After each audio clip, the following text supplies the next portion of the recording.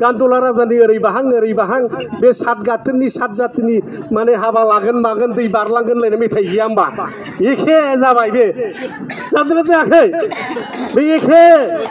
दा बे एखे बे गाना जि गोरोबफ्लेदों आरो मालाय गान लिरग्रादो मा सानना लिरामोनथाय खाम्फानि आखलजोंसो मिलायजोब्बाय सोरबा खाम्फा थांदों सोरबा चन्दन थांदों सोरबा हितेश थांदों बेफोरखौ लाना गाब्रायनो नाङा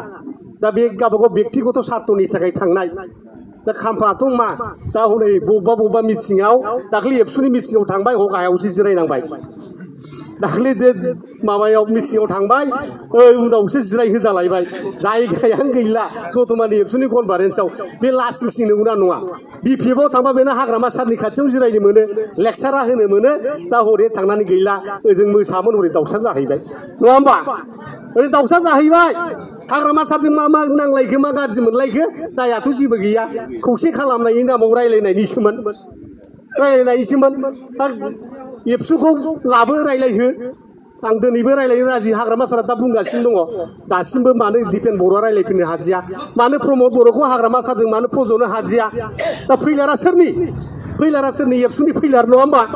दुलाराय बर' फरायसा आफादनि फैलार बे खाम्फामोननि फैलार बियो दायथ' लादों मोजाङै मावना होनो हायाखै दा दिनै गान्दुला राजा जानानै ओरै बाहां नङा होमबा गैया मालाबा बिजेपिआव थांनो नागिरो मालाबा इउपिपिएलआव थांनो नागिरो ओजोंबो लाजाया नंगौना नङा गान्दुला राजानि ओरै बाहां बे सात गाथोननि सात जातिनि माने हाबा लागोन मागोन दै बारलांगोन लायनाय मेथाइ गैया होमबा एखे जाबाय बे जादोंना जायाखै बे एखे दा बे एखे बे गाना जि गोरोबफ्लेदों आरो मालाय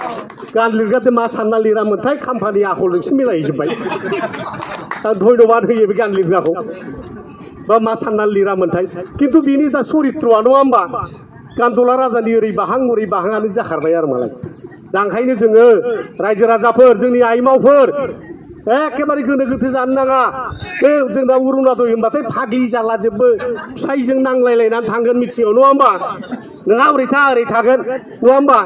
इउपिएफएलआव थांबासो 75,000 मोनो बिफां गायनायनि 10,000 मोनगोन मा जाखाबायदों नङा होमबा फिसाइजों नांलाय बुलायनानै एखेबारे ओंख्रि संनो टाइम गैला बानलु बाथोन देना गालाङो बिदि जादोंना जायाखै मोनफ्रोमबो मिथिङाव बिदि जालांजोब्बाय दा ओंखायनो जोङो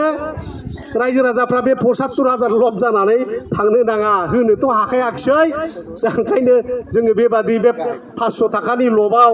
1200 थाखानि लबाव बे इउपिपिएलनि मिथिङाव थाङै जोंनि गथ' गथायनि भबिष्यतखौ जोङो धंस' खालामनो नाङा साख्रि होगोन होननानै लांजोबदोंमोन जोंनि सेंग्रा सिख्लाफोरखौ बहा थांखो साख्रियालाय माथो इन्टारभिउबो फाथिनो हाया दाख्लै बे थार्ड ग्रेड फर्थ ग्रेडनि इन्टारभिउ लाबाय साख्रिया दाबो रिजाल्टआ होनो हाया सानसे दंबावोलै सरकारा 31 मार्चआव जोबहैयोब्ला 16 दिनाव रिजाल्ट होनानै एपइन्टमेन्ट होजोबनानै पस्टिं होजोबनांगौ रिजाल्टआ मानो दाबो होनो हादिया बे सरकारानो जेबो खामानि गैया दा ओंखायनो बे 75,000 लबाव बिफां गायनाय नामाव 10,000नि लबाव 500 थाखा हाजिरा लादावनानै थाङोब्ला बे लस जागोन आरो मालाय रायजो राजा नोंथांमोन ओंखायनो थांदावनो नाङा